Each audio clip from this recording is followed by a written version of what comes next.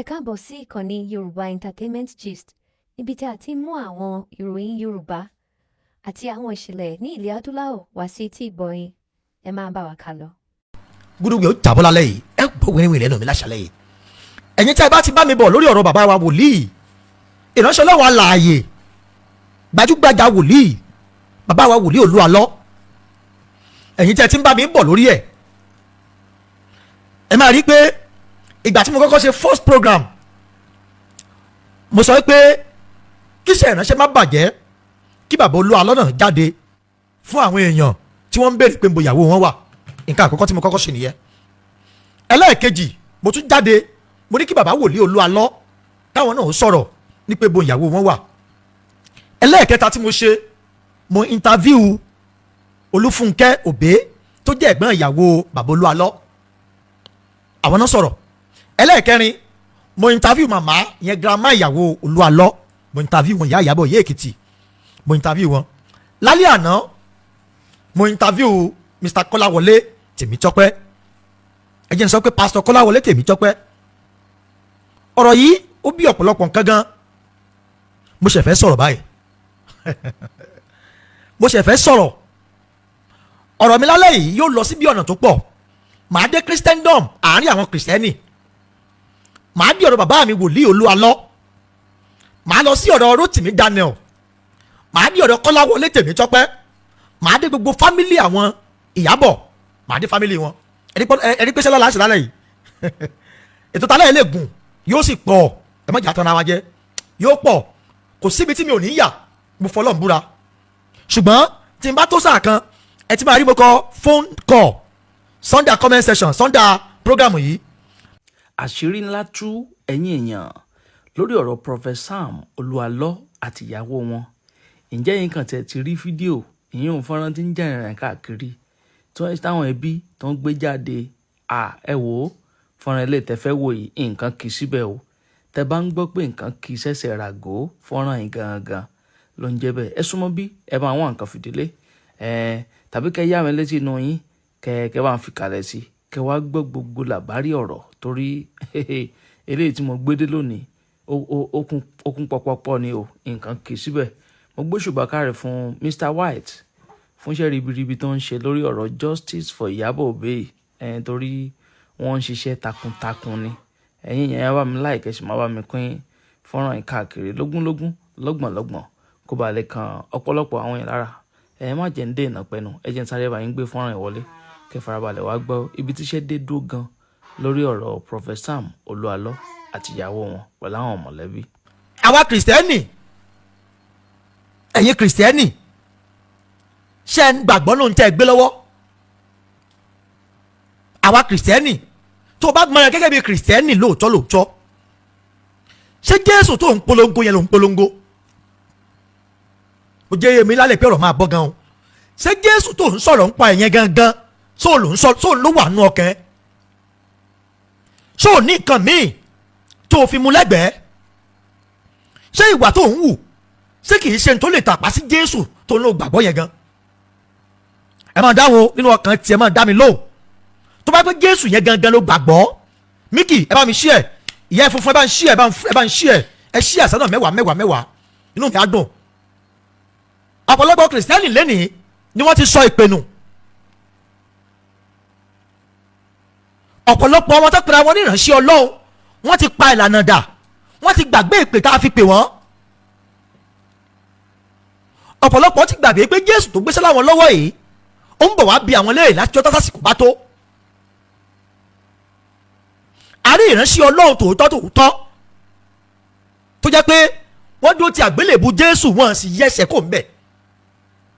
Wọ́n yẹsẹ̀ tí wọ́n dúró tì pésẹ̀ àwọn ti fi ayé wọn fún olùgbàlà, àwọn ò ní kò lójú ọ̀nà yẹn. Ṣùgbọ́n àwọn tó jẹ́ kàndánù rẹ̀ sí, àwọn ló ń tàbùkù bá ọ̀pọ̀lọpọ̀ ìránṣẹ́ Ọlọ́run lónìí. Ẹ máa gbọ́ ọ̀rọ̀ tálẹ̀ yìí yàtọ̀, ó yàtọ̀. Ògùn tèmi ó fi òun kálukú ni màá yọ tiẹ̀ fún lórí ètò lálẹ́ yìí. Mi ò ní fi ẹjọ́ kankan ṣègbè. Ẹgbẹ́ ẹ̀jẹ̀ pẹ̀lú mi, gbogbo tí bá yẹ kí n dé ni màá dé. Ìwọ tó pẹ̀lẹ́ pásítọ̀, tó pẹ̀lẹ́ ìránṣẹ́ Ọlọ́run, tó pẹ̀lẹ́ ní wòlíì, ṣé wòlíì Ọlọ́run ni ọ́ lóòótọ́? Ṣé tilẹ̀ bá ṣú, ṣé ò ní nǹkan míì tó ń forí balẹ̀ fún un yàrá? Ṣé ò sí?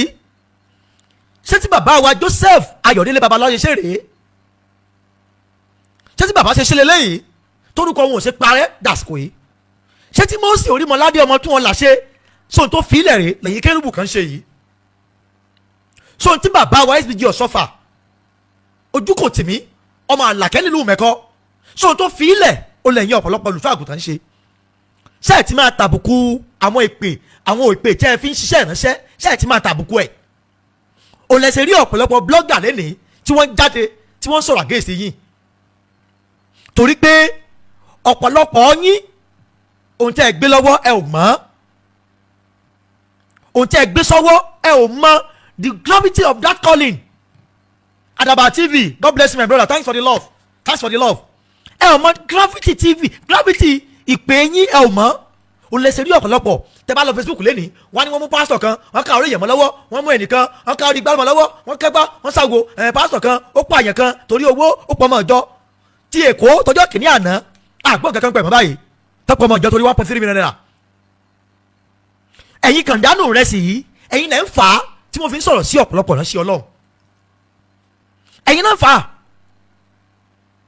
tó bá mọ̀ pé ìránṣẹ́ Ọlọ́run tòótọ́ ni ọ́ tí ká yóò rí inú ọkàn rẹ àti ká yóò mọ̀ inú ọkàn rẹ pé Jésù ló sìn ẹ lè wọ yàrá pásítọ̀ mi ẹ lè wọ yàrá wòlíì mi wòlíì tó ní bí obìnrin ẹ jọ̀ọ́ kí ló fẹ́ fi ṣe ẹ wá rí àwọn kàndánù rẹ sí kò síbi tí ò sí tá a ṣe nínú àfáà lálẹ́nu wòlíì Ọlọ́run kò síbi tí ò sí o mo fẹ́ yà síbẹ̀ ẹ bá mi share program yìí Àdàbà TV ẹ bá mi share dáadáa ẹ bá mi share ẹ share lógúnlógún ẹ bá mi share lọ́gbọ̀nlọ́gbọ̀n ẹ bá mi ẹ share sí bí ọ̀nà bíi 25 inú mi á dùn Àdàbà TV ọmọ ìyá mi lákùrẹ́ ojú òní tiwa o lè ṣe rí ọ̀pọ̀lọpọ̀ blọ́gà lẹ́nìí tó bọ́ta tí wọ́n ń forúkọ Jésù tí wọ́n fi ń tàfàlà Bíbélì wípé kò sí kí ohun ìkọ̀sẹ̀ má sí nínú ìjọ ṣùgbọ́n ìgbé sáàrí ọ̀pọ̀lọpọ̀ yìí gẹ́gẹ́ bí ọmọ ìgbé báyìí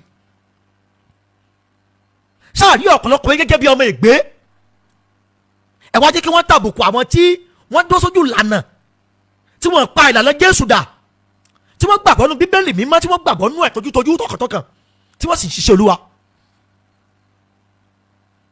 bàbá Ọbádáre tí wọ́n fi kú tí bàbá fi dá wọn lélẹ̀ lẹ́sẹ̀ olùgbàlà ǹjẹ́ gbọ́rọ̀ wọn pé bẹ́ẹ̀ ló ṣe rírí ọ̀pọ̀lọpọ̀ ẹ̀yin wòlíì báyìí ẹ ti wá sọ social media dórí di platform iṣẹ́ ìyanu not platform for gospel anymore kì í ṣe platform gospel mọ́ ohun tá a torí ẹ̀ pè yín ẹ ti gbàgbé ẹ ti gbàgbé òun wòlíì kan lẹ́nu báyìí ó lọ sínú ọjà ó lọ wàásù ńbẹ̀ Ọlọ́run wá lò ó láti gbogbo èrè sàn bí Ọlọ́run ló lò bí arẹnjí ni àwọn ọmọ ìjọ yẹ kó pe social media ó wá sọ pé ẹ wá ń fa irun wèrè yẹn gbogbo ayé wá ń wò ó ẹ wá wò báyìí tó bá di ọjọ́ iwájú tani wèrè yẹn náà wá dìnnà sí Ọlọ́run tó bá padà fi fọ́tò ẹ̀ sínú ẹ̀ dùn social media mélòó ni Jésù ṣe kásọpẹ́ ayé Babalọ́lá ayé Mósè Orímọládé ayé Ọ̀ṣọ́fà kò sí social media ti wà láyé àwọn bàbá àkàndé lẹ́dẹ̀ láyé àwọn bàbá bíárà ò sì tí ì kú social media wà láyé bàbá kòsóhun ti ti bẹ̀rẹ̀ lu iṣẹ́ ìránṣẹ́ ti náà bàbá ọlọ́wọ̀ yẹn lẹ̀ Ìbàdàn àtàwọn ìránṣẹ́ tó wọn láàyè míì tá a mọ̀ kí ló wá dé táwọn fi social media bá sí Olúwa jẹ́ láyé òde òní tẹ́ ẹ bá mi ò ní kẹ́ bá ní social media ẹ má sì mí gbọ́ o a lè ní social media ṣùgbọ́n tó yẹ ká fi ṣe should be a platform for truth and the word of God not platform for miracle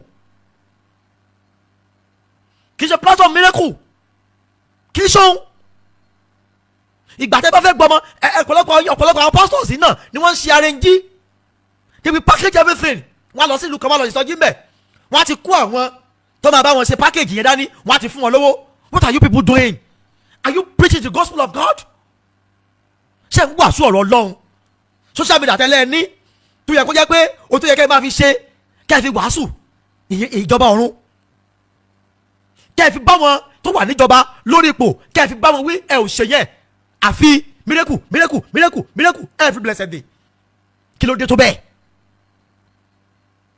bẹ́ẹ̀ èmi ti rí èèyàn tó torí pé wọ́n gbé sí social media tí ò lọ church mọ́ ẹ̀yin agboolé ìgbàgbọ́ tí ẹ pera yín kìrìsìtẹ́nì ẹ mójútó olórin kan kọrin kan ó ní ilé Ọlọ́run pọ̀ wó papọ̀ yamura ó fa sí àpọ̀ wọ́n papọ̀ yamura ìjèrè ọkàn ní kò tó nǹkan o àbáyọrí rẹ̀ da ọ̀rẹ́ mi àbáyọrí rẹ̀ da kí là àbáyọrí yín pẹ̀lú gbogbo mírèkù tẹ́ ń ṣe. ọ̀pọ̀lọpọ̀ yín ẹ̀ ń fi ojú ayé lé ẹ̀mí èṣù jáde ṣùgbọ́n nínú ilé ẹ̀mí èṣù ń bá yín gbé. ẹ wá sọ pé àwọn blogger ń bú yín bó lọ ṣe ní má sọ̀rọ̀ sí yín. àwọn kàndánù rẹ̀ sì wọ́n ń tàbùkù àwọn tó jẹ́ ojúlówó lẹ́nu iṣẹ́ Jésù ń tàbùkù. I'm happy to tell you something tonight. ìránṣẹ́ Ọlọ́run ṣì wà o ẹ gbà mí gbọ́ we still have confirmed born again Christian as a pastor. wọ́n sì wà tí wọ́n sì ń ṣiṣẹ́ Olúwa tí wọ́n sì ṣe kíni tí wọ́n sì ń ṣiṣẹ́ Olúwa. ọjọ́ wo la fẹ́ fi gbogbo eléyìí sílẹ̀ dà ọjọ́ wo ni. àwa rí àwọn tí wọ́n tó jẹ́ pé ọ̀tọ̀ nìkan tí wọ́n pè tó jẹ́ pé ibi ló pè wọ́n sẹ́nu iṣẹ́ Olúwa àwọn ajé kan tàbùkù blogger wa pọ̀. Most of the bloggers are Muslims and other things. torí pé wọ́n ti rí àrísà ọ̀pọ̀lọpọ̀ yín ni torí pé wọ́n ti rí àrísà ọ̀pọ̀lọpọ̀ yín. àwa ń sọ̀rọ̀ wọ́n á sọ̀rọ̀ sí bàbá ẹ̀sìkáyà wọ́n á sọ̀rọ̀ sí wòlíì Olú Alo wọ́n á sọ̀rọ̀ sí bàbá ọ̀ṣọ́fà kò sẹ́ tí wọ́n sọ̀rọ̀ sí torí kí ọ̀pọ̀lọpọ̀ yín náà lè ti jẹ́ kó ṣẹlẹ̀ bẹ́ẹ̀. ẹ̀yin kìrìsìtẹ́nì ẹ yẹra yín wò check yourself very well. Where are you people going to? Where are you going to? ṣé tí Jésù bá dé ṣé ẹ máa lè jẹ́yìn fún iṣẹ́ tẹ̀ ń ṣe? ṣé ẹ máa lè jẹ́yìn fún iṣẹ́ tẹ̀ ń ṣe? babalọ́lá ò ṣe báyìí, Mósè Orímọládé ò ṣe báyìí, bàbá òṣùfà bá òfin lànà báyìí lélẹ̀. ẹ̀yin tẹ́ ẹ jẹ́ kàn dánù rẹ̀ sí ẹ lọ yí padà ohun tá a ní kí n bá yín sọ lálẹ́ nìyẹn o. ẹ lọ yí padà. It's time for you people to repent. ẹ̀yin ọmọ ọ̀dọ́ tẹ́yìn náà ń wá mírẹ́kù káàkiri. You follow pastors, you don't follow Christ. ọ̀pọ̀lọpọ̀ ẹ̀yin ọmọ ọjọ́ ṣe pé mírẹ́kù lẹ̀ wá kiri. ẹ lọ stop ẹ̀. It's better for you to follow Christ than to follow pastors. òtítọ́ ọ̀rọ̀ kò ní ká má sọ̀hún. kí mo pè òtítọ́ ọ̀rọ̀ kò ní ká má sọ̀hún. olófin wá di pé tí nǹkan kékeré kan bá ṣẹlẹ̀ wọ́n ti bọ́dà wọ́n ti sọ̀rọ̀ sí pastors. ìyẹn jẹ́ ìmọ̀ràn àkọ́kọ́ fẹ́yìn kìrìsìtẹ́nì check yourself àná mi sí ọ lálẹ́ nìyẹn. Now back to the program. ọ̀rọ̀ nípa bàbá wòlíì Olú Alo mo sì fẹ́ narrate ẹ̀ dáadáa báyìí ni mo fẹ́ narrate ẹ̀. bàbá wòlíì Olú Alo iṣẹ́ ìránṣẹ́ yóò ní bàjẹ́ ojú òní tì yín sà. èmi mọ̀ ẹ́ pé tí o bá nídìí obìnrin ìjẹ́kúmọ́lú there is something that is going on between you and your wife. bàbá wòlíì I know that very sure. I know your wife is still alive. bẹ́ẹ̀ni mo mọ̀ ẹ́ pé ìyàwó bàbá Olú Alo ṣì wà láyé and there is something going on between them tó jẹ́ ìpamọ́ fún ọ̀pọ̀lọpọ̀ àwọn ènìyàn tí wọ́n ń ṣe program yẹn tí ò yí ọ̀pọ̀lọpọ̀ wa kò yé wa. ohun tẹ̀mí fojú wò ó gẹ́gẹ́ bí interview tá a ṣe ẹ mọ́ gbàgbé ìyá ìyàwó bàbá Olú Alo mention statement kan wípé bàbá Olú Alo pe àwọn wípé tí ìyàwó àwọn ò bá kọ́mọ fáwọn àwọn ò ní dáríjì láéláé. bàbá Olú Alo mo fẹ́ gbà yín mọ̀ràn dádì whatever tí ìyàwó yín bá ṣe sí yín tó ti dùn yín lọ́kàn ẹ dáríjì torí ìpè, ẹ dáríjì ìyàwó yín torí iṣẹ́ ìránṣẹ́, ẹ dáríjì ìyàwó yín torí ìjọba ọ̀run. bàbá wòlíì Olú Alo èmi nígbàgbọ́ yìí pé ìyàwó yín ò tí ì kú àtọmọ mẹ́ta ó wà níbì kan in the country táwọn ò mọ̀ bẹ̀. ṣùgbọ́n bàbá Olú Alo that kind of statement ẹ bá wa dáríjì ìyàwó yín ẹ sọ ibi tán wà torí ọ̀rọ̀ yín wọ́n ti ń sọ̀rọ̀ sí Mósè Orímọládé, wọ́n ti ń sọ̀rọ̀ sí bàbá ọ̀ṣọ́fà, wọ́n ti ń sọ̀rọ̀ sí Ayọ̀ Babalọ́lá, wọ́n lè ti ń sọ̀rọ̀ sẹ́mi mímọ́ o, wọ́n ti ń sọ̀rọ̀ òdì sí wọn o. ìsọ̀rọ̀ òdì sí ẹ̀mí mímọ́ oúnjẹ ló burú jù láyé. Come out daddy bàbá wòlíì please come out ẹ wá review ohun tó bá wà ń bẹ̀. Let people know what is going on. Let us know where is your wife daddy. Sincerely speaking èmi àti bàbá Olú Alo sí náà fàní àti pàdé rí but watching his ministration on social media he always inspire my spirit. bàbá wòlíì Olú Alo ẹ wá sọ bí tí ìyàwó yín wà fáwọn ọmọ Nàìjíríà. I will never come out to abuse you torí pé Bíbélì wípé má ṣe fọwọ́ kẹ́ni àmì òróró mi. That I true or not you present yourself as a minister of God I must give you respect. Yeah I must give total respect. Bàbá wòlíì Olu Alo ẹ jẹ́ kí n fi bẹ̀yẹn lẹ̀ mo ṣì ń bọ̀ lórí bàbá Olu Alo. Now lórí ọ̀rọ̀ Rotimi Daniel. Rotimi Daniel happened to be a friend, a brother in the broadcasting. Yes. Rírárí ọ̀rọ̀ Prophet Olu Alo ló yẹ kí n go through page Rotimi Daniel. Rotimi Daniel kágbà pé ẹ̀ ṣẹ́ òun gbìyànjú fún ìtẹ̀síwájú fún freedom. Ẹ jẹ́ kí n sọ̀kan fún yín lẹ́nìí ẹ̀yin tẹ̀ ń wò mí. Do you know the reason why this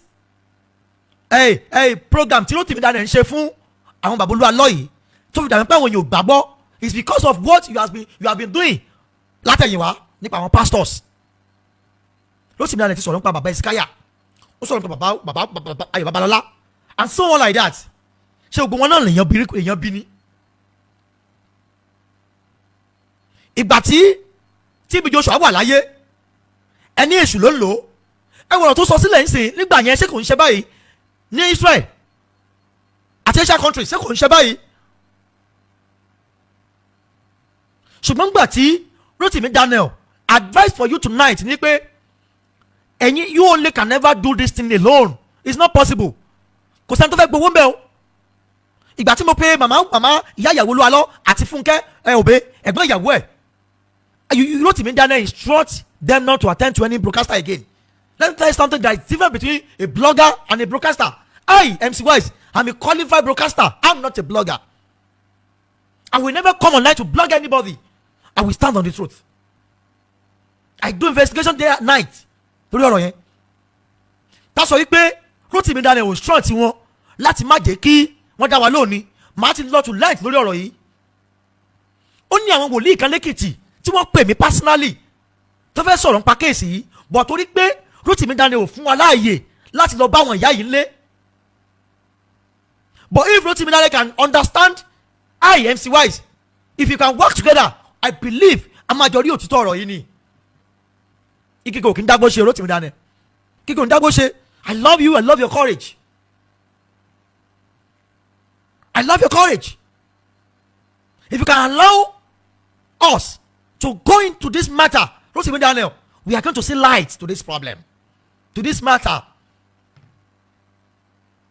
Mi ò dẹ̀ tún Rotimi Daniel náà mi ò bú lápá àbíkan o. Àwọn kàndánù rẹ̀ sì náà ń bẹ lẹ́nu iṣẹ́ wa yìí náà, especially those bloggers. Àwọn kàndánù rẹ̀ sì ń bẹ́ẹ̀ bẹ́ẹ̀. But Rotimi Daniel, you can never do this job alone. Let's work hand to hands to achieve this game. Ìgbà tí ìdí bá di méjì làá tó dọlọ́mọ. That is, when both of us come together, we achieve it. Ilé ayé yẹn kò sí fẹ́ nìkan ṣoṣo. I don't have anything to achieve. I have nothing to achieve on this matter. I have nothing to achieve on this matter. Sincerely speaking, I have nothing. Kò sí nǹkan tí n fẹ́ gbà ń bẹ̀. But if Rotimi Daniel can allow transparency, what I mean by transparency is that Mama mi princess láti London mo kí yẹn káàbọ̀ ma.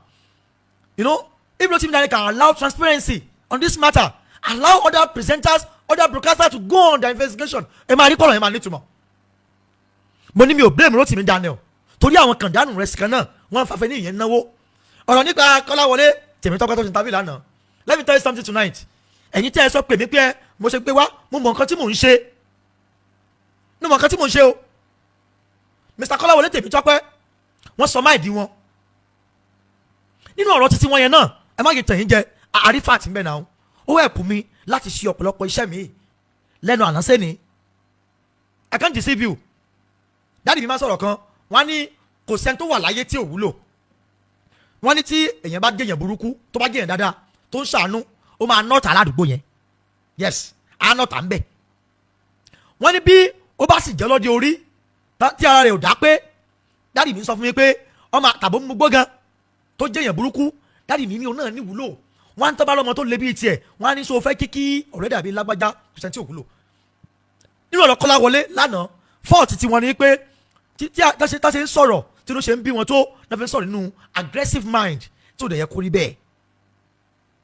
Mr. Kọ́láwọlé Tèmítọ́pẹ́ advice tèmi fún yín lélẹ́yìí in any kind of interview tẹ́ bá ń ṣe ẹ má ṣe pé mọ́ bíbélì wípé ohun àtijọ́ ti kọjá lọ ẹni ti di kìrìsìtẹ́nì ẹ má máa ṣépè mọ́.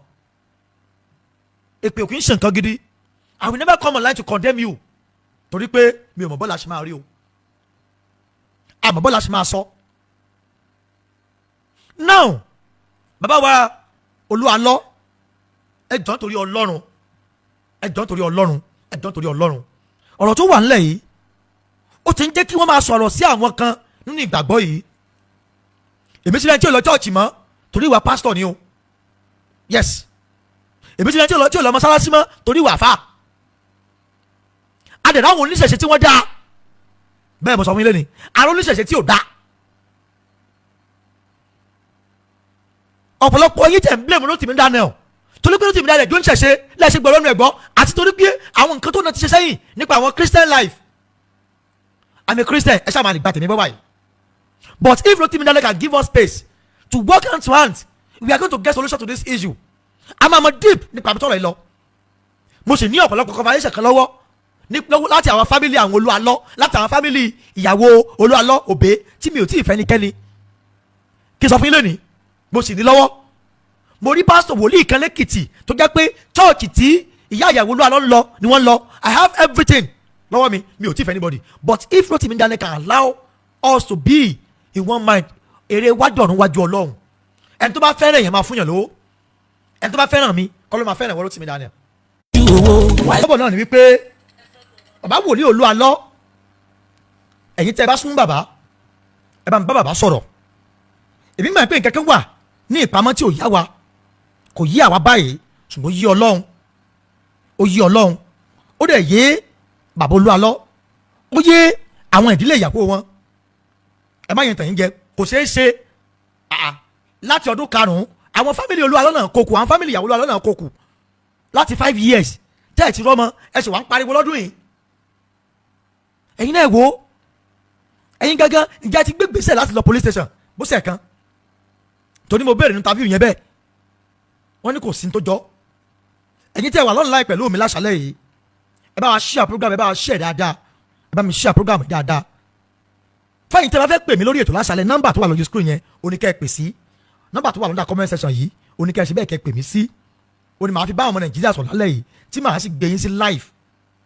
Ohun tẹ́yìn náà bá fẹ́ sọ kódà inú mi á dùn tẹ́ bá bá mi táàgì Rotimi Daniels tó o gán bá lè pè mí sórí ètò tàbí ẹ̀yin tẹ́ ẹ bá súnmọ́ inú mi á dùn torí pé ohun tá à ń jà fún ìdájọ́ òdodo à ń jà fún transparency.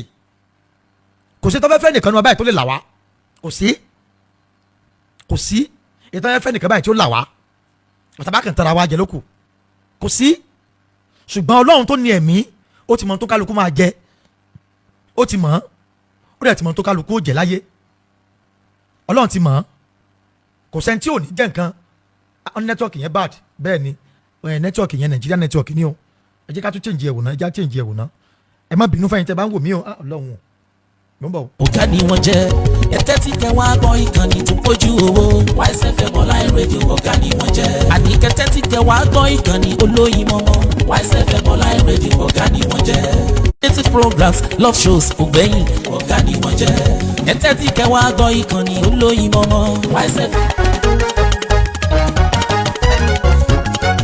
ẹ̀tẹ́ tí kẹ́ wá gbọ́ ìkànnì tó pójú ojú òpó yẹn ló ń ṣe bẹ́ẹ̀ o má bínú ojú òpó yẹn ló ń ṣe bẹ́ẹ̀ nẹ́tíwọ̀kì ló fẹ́ disturb wa lálẹ́ yìí ẹ̀yin tẹ̀sí máa ń flag program ẹ má bàa flag program yìí òótọ́ ọ̀la ń sọ lórí ètò yìí ààbò ẹnikẹ́ni a sì bẹ́nikẹ́ni jà ṣùgbọ́n tá à ń sọ ni wípé ohun tó bá wà níbẹ̀ òní kẹ́ ẹ já mọ̀ mo ti ṣí ojú òpó lẹ̀ báyìí ẹ lè máa pè mí báyìí 08113757650 08113757650 nọ́mbà àtẹ́mọ̀ náà fọ̀ní àti máa pè mí sí eléyìí àyè wà láti dá sétò láṣálẹ́ yìí dáadáa fẹ́yìntì máa ń sọ pé mi ń jẹ́ kẹ́ dá sétò mo ti ṣí ojú òpó lẹ̀ báyìí láti jẹ́ kẹ́yìn náà fi kẹ́ẹ̀sán tó wà lọ́kàn yín jáde kẹ́ẹ̀sán òru ọkàn yín ojú wo lẹ́yìn fi wọn tó ń ṣẹlẹ̀ ojú wo lẹ́ fi wò ó kí lẹ́ rò pé a lè sọ̀rọ̀ tó wà nílẹ̀ yìí ẹ̀já àjọ ṣe bẹ́ẹ̀ kájọ kọ́ ọ̀rọ̀ papọ̀ mọ́ra wọn ìmọ̀ràn táyìn náà bá mú wá á wúlò fẹ́mi àti yín á wúlò fún wa lórí kéèsì yìí á wúlò fún wa dáadáa ẹ lè mọ́ dárúkọ yín ẹ lè wí pé ẹ̀wọ̀n fẹ́ dárúkọ ẹ lè mọ́ dárúkọ yín mo understand ẹlòmíì fẹ́ kán dárúkọ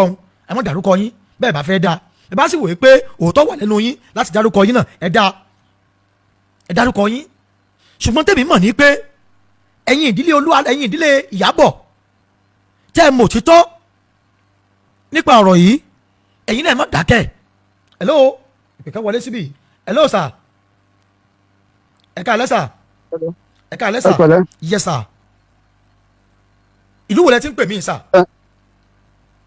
US ni. láti US. bàbá ọ̀rọ̀ là ń sọ látàárọ̀ yìí ojú wo lẹ fi ohun tó ń ṣẹlẹ̀ káàkiri àgbáláyé lórí ọ̀rọ̀ bàbá wòlíì Olú Alo àtàwọn bloggers àti ìdílé Olú Alo ìyàwó wọn.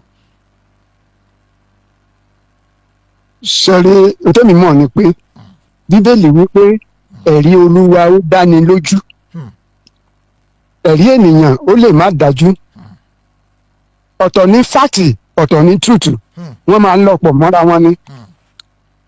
ẹ jẹ́ n sọ análọ́ọ̀gì kan fún yín. yes sir. àwọn méjì kan gbé ládùúgbò ọkùnrin àti obìnrin ni wọ́n fámílì ní ọ̀tọ̀ọ̀tọ̀ ni wọ́n dẹ̀ mọ́ra wọn eléyìí máa ń kí ọkọ ó máa ń kí ọkọ yẹn ọkọ ọlọ́kọ ni ó máa ń kí ìyẹn náà rí ìyàwó oníyàwó ni wọ́n ń kí gbogbo wọn náà jọ wà ní neighborhood kan náà wọ́n mọ́ra wọn. wọ́n wá rán àwọn méjèèjì níṣẹ́ láti ilé iṣẹ́ wọn wípé ẹ lọ sí ìlú báyìí báyìí ẹ lọ ṣiṣẹ́ ń bẹ̀. wọ́n dẹ̀ lọ wọ́n gba hòtẹ́ẹ̀lì kan náà ni wọ́n jọ gbà wọ́n ò mọ ara wọn pé ẹni bí ẹni lágbájá ó ń lọ gba hòtẹ́ẹ̀lì o tàbí wọ́n ránṣẹ́. so nígbà tó ń dẹ̀ lọ ó gba hòtẹ́ẹ̀lì ó wọ̀ síbẹ̀ èkejì náà gba hòtẹ́ẹ̀lì ó wọ̀ síbẹ̀ wọn ò dẹ̀ mọ̀ bọ̀tà aládùúgbò ni wọ́n. ẹnì kẹta tó wá rí wọn nígbà tí èkíní fẹ́ jáde èkejì náà ó fẹ́ check out wọ́n wá jọ pàdé ńbẹ̀ níbi ọ̀dọ̀ receptionist ẹnì kẹta wá rí wọn wọ́n wá jọ dúró ó wá fídíò wọn bó ṣe fídíò lẹ́yìn yẹn ó wá kí wọn ẹ pẹ̀lẹ́ nǹkan kan òun náà lọ hòtẹ́ẹ̀lì tiẹ̀ separately ni o but àwọn mẹ́tẹ̀ẹ̀ta separately ni ó wá yá àgbà tó ń wá padà délé ó wá gbé information yẹn lọ bá ọkọ obìnrin yẹn ìyẹn náà ó tún lọ gbé information bá ìyàwó ẹnìkejì náà wípé ẹ̀rí nǹkan táwọn aládùúgbò yẹn ẹ̀rí àṣẹ hòtẹ́ẹ̀lì ni wọ́n ti lọ máa ń pàdé ara wọn láì jẹ́ pé ó jẹ́ òótọ́ that is the fact ni pé ó fídíò wọn but truth ni pé ṣé ni wọ́n lọ bára wọn ṣe nǹkan kan bẹ́ẹ̀ ni. ṣé bẹ́ẹ̀ ló ṣe rí lóòótọ́. ṣé bẹ́ẹ̀ ni n ló fi jẹ́ pé àwọn èèyàn ò mọ̀ yàtọ̀ láàrin fact àti truth fact ni àwọn prosecutor máa ń lé ní ọ̀pọ̀lọpọ̀ fi wà lẹ́wọ̀n léni tí bíbélì dẹ̀ sọ fún wa pé àbí tí Yorùbá sọ nínú èdè Yorùbá wa pé orí yéye ní mògún àìṣẹ̀ ló pọ̀. so nípa bẹ́ẹ̀ èmi ò ń yára dá sí ọ̀rọ̀ mo máa ń farabalẹ̀ gbọ́ ni ojú tí ò bá farabalẹ̀ kò lè rí mú. so nípa bẹ́ẹ̀ tọ́lá bá jẹ́ kẹ́mi wà láàyè ẹ rí ibi tó máa já sí. èmi wá fẹ́ béèrè báyìí lọ́wọ́ yín dádì gẹ́gẹ́ bí àgbàlagbà tọ́sọ́pẹ́ yìí náà àǹfààní àti pàdé bàbá wòlíì Olú Alo kí ni mọ̀ràn tẹ́lẹ̀ fún wọn. nǹkan tẹ́mi kàn rí ń bẹ̀ ni pé nígbà tó ti di pé ọ̀rọ̀ ti wáyé ṣùgbọ́n tóun gangan ò sọ ojú ọ̀rọ̀ pé báyìí lọ́rọ̀ ṣe rí o tí ò sọ̀rọ̀ so ìyẹn ló gbé àwọn ènìyàn ló gbé wọn sínú òkùnkùn tó lúkálùkù fi ń pariwo. sẹ́yìn wàá wòye pé àìsọ̀rọ̀ bàbá Olú Alo yẹn ó lè ba ọ̀pọ̀lọpọ̀ kan jẹ́ nínú iṣẹ́ Olúwa. òun náà la ṣe sọ pé ẹ̀rí Olúwa dání lójú wọ́n máa ń parọ́ mọ́yàn kì í ṣe pé wọ́n kì í parọ́ mọ́yàn o ìyẹn dájú wọ́n parọ́ mọ́yàn ìyẹn dájú so téèyàn bá fẹ́ sọ̀rọ̀ lórí irọ́ yẹn pé wọ́n parọ́ mọ́yàn àbí wọ́n parọ́ mọ́yàn ìrírí tí mo ti rí mo mọ̀ pé wọ́n parọ́ mọ́yàn àwọn ìlàkọ́. bẹ̀ntẹ́ parọ́ mọ́ yẹn ṣé tó náà bá bọ́ ọ̀tà tó bá dìbọn kẹ̀ ṣubú jù.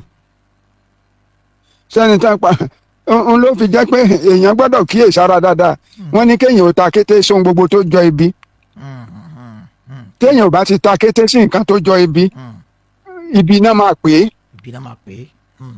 tó bá jẹ́ pé ìyàwó yẹn ń ṣàìsàn nísìnyí kò fẹ́ káyé ó mọ̀ tó dẹ̀ jẹ́ wòlíì tó sì ń jìjàkadì pé báyìí ni kò yẹ kí àwọn ará ilé yẹn máa mọ̀. ìyẹn àwọn fámìlì ìyàwó God bless you baba.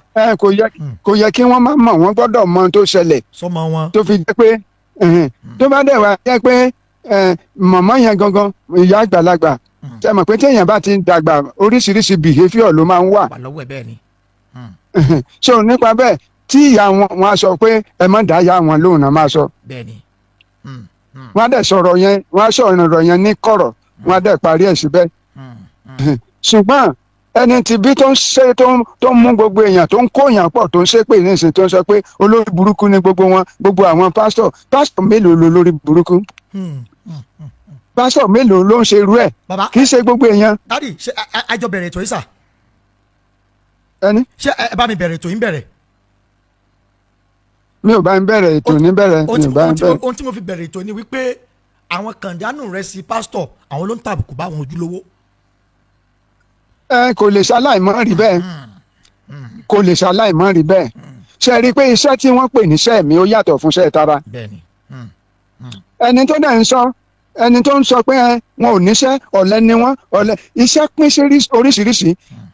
ṣe ríṣẹ́ ìránṣẹ́ tí ènìyàn bá ṣe débì kan ó lè má ṣiṣẹ́ mọ́ kó má ṣiṣẹ́ tara mọ́, kò dẹ̀ tí ò bá dẹ̀ ṣiṣẹ́ tara mọ́ ǹjẹ́ iṣẹ́ ìgbàgbọ́ rẹ̀ gbé ibi tó yẹ kí gbogbo kìrìsìtẹ́nì dé kò tí àti ìdébẹ̀. rísì ní pé ṣebí èèyàn ni Èlíjà tí áńgẹ́lì lọ gbóúnjẹ fún. bẹ́ẹ̀ni. ṣé ilé alámọ̀là wo ló ti lọ róúnjẹ fún àbí rẹ́sítọ́ráǹtì wo ni búkà wo náà ti ra. ṣùgbọ́n Ọlọ́run mọ̀ pé kò ní debit card lọ́wọ́, kò ní ATM lọ́wọ́, Ọlọ́run dẹ̀ mọ̀ pé ibi tó ń lọ áńgẹ́lì gbóúnjẹ fún lẹ́ẹ̀kínní ó jẹ́ ó dàbí pé ìyẹn ò tí ì yó, ó tún wá dẹ lẹ́ẹ̀kejì ó tún gbé fún áńgẹ́lì wá sọ fún pé dìde jẹ kó o mú ó nítorí ọ̀nà náà jìn fún ọ. èèyàn nídìí oúnjẹ láti rìnrìn àjò tó jìnnà torí òun ló máa fún èèyàn ní physical energy ó yàtọ̀ fún spiritual energy. so nípa bẹ́ẹ̀ tí ènìyàn bá ní agbára ẹ̀mí débì kan Ọlọ́run á lọ pèsè oúnjẹ fún. Ọlọ́run dẹ̀ mọ̀ pé kò lówó lọ́wọ́, ẹni tí ò lówó lọ́wọ́ lọ́lọ́run lè pèsè ẹ̀ fún tí ò dẹ̀ fi tí ò ti róúnjẹ. ṣùgbọ́n ẹni tó ní owó lọ́wọ́ tàbí tó lóúnjẹ lọ́wọ́ só máa ní kọ́lọ́ ṣe miracle fóun ni. ṣe àwọn èèyàn ò ní òye, wọn ò lóye. Bíbélì dẹ̀ ti pè gbogbo ènìyàn láṣìwèrè, kì í ṣe Ọlọ́run ló sọ bẹ́ẹ̀. ó ní ẹ lọ ka Jeremáyà orí 10 ẹsẹ̀ 14 ó ní aṣiwèrè ní gbogbo ènìyàn torí òye ò sí. Bíbélì náà tún wá sọ pé Bíbélì náà tún wá sọ pé àwọn èèyàn mi ń ṣègbé torí wọn nímọ̀. ó ní àwọn ènìyàn mi kú nítorí àìnímọ̀. ìdí ni pé ìmọ̀ kò sọ pé nítorí ọ̀tá lágbára, kò sọ nítorí pé àìsàn yẹn ó burú púpọ̀, kò sọ nípa severity àìsàn tàbí ọ̀tá lágbára ó nítorí pé wọn ò ní ìmọ̀. téèyàn bá ní ìmọ̀ ni kò sí nǹkan tó lè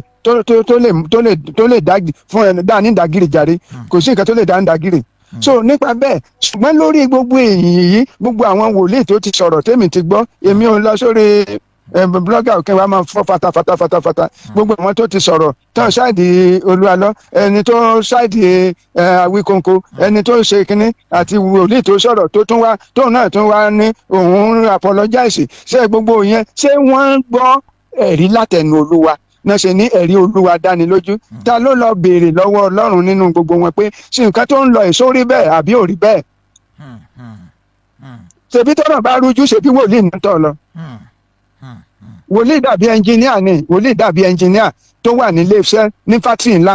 àwọn yìí wà nínú fátìrì, wọ́n máa ń jókòó lọ́fíìsì ni, wọ́n lè máa ta káàdì. ẹnjìníà, mo ti wà nílé iṣẹ́ tó ṣe pé àwọn ẹnjìníà máa ń ta káàdì ni, wọ́ọ̀tì káàdì, wọ́n lè máa ta lúdò, wọ́n dẹ̀ ń gbowó oṣù wọn ó ń lọ déédéé. ṣùgbọ́n tí machine bá break down wọ́n lọ pè wọ́n. tẹ́ bá dẹ̀ dé wọ́n á ní wọlé yọ ilé kúrò, ó yá tìbọ̀ padà yọ ilé kúrò, ok eléyìí lọ pààrọ̀ ẹ̀, lọ change ẹ̀ ní spare part, lọ pààrọ̀ eléyìí lọ pààrọ̀ eléyìí. nígbà tí wọ́n bá dẹ̀ fix ẹ̀ sí tán tún start machine tó bẹ̀rẹ̀ iṣẹ́ ó tún padà nìyẹn. bẹ́ẹ̀ gẹ́gẹ́ ni wòlíì jẹ́, kì í ṣe pé mo jẹ́ wòlíì mo lọ dá ṣọ́ọ̀ṣì lẹ́kọ̀ọ́. bí ọ̀rọ̀ bá dajúrú nínú ìjọ wòlíì ni wọ́n máa lọ bá. lágbà lọ́wọ́ Ọlọ́run àgbáyé ò ní dàrú, lágbà àní wáyé tì, lágbà lọ́wọ́ Ọlọ́run. ẹ ṣe gan-an ẹja tó fẹ́ lómi láǹfààní, God bless you sir. bàbá wa láti UK náà pè wá sórí ètò yẹn láṣálẹ́ yìí. ẹ̀yin tí ẹ tún láǹfààní àti máa wò mí, ẹ tún náà láǹfààní àti pè mí sórí ẹ̀rọ ìbánisọ̀rọ̀ láṣálẹ́ yìí, ẹ láǹfààní àti máa wò mí online. ẹ lè pè wá sórí nọ́mbà 08113757650 nọ́mbà tẹ́ pè mí sílẹ̀ nígbà tí ẹ máa ń pè mí lẹ́yìn ètò. gbogbo ìpè tí mo gbà lálẹ́ àná wa aago 2 lóru mo lè má láǹfààní àti gbà. ohun tá à ń sọ ni pé bàbá wòlíì Olu Alo èyí náà ti gbọ́ ohun tí bàbá yẹn fi gbà yín mọ̀ràn. ẹ já mọ ibi tí ìyàwó yín wà, whatever tó bá ṣẹlẹ̀ láàrin ẹ̀yin àti ìyàwó yín, ẹ sọ ká yóò gbọ́, ẹ sọ ká yóò rí, ẹ jẹ́ ká yóò mọ̀ pé nǹkan báyìí ṣẹlẹ̀, ẹ jẹ́ ká yóò mọ̀ pé nǹkan báyìí ló ṣẹlẹ̀ o, báyìí lọ́rọ̀ ṣe rí o, báyìí lọ́rọ̀ ṣe rí o, ẹ sọ síta ká yóò gbọ́, ká yóò sì mọ̀.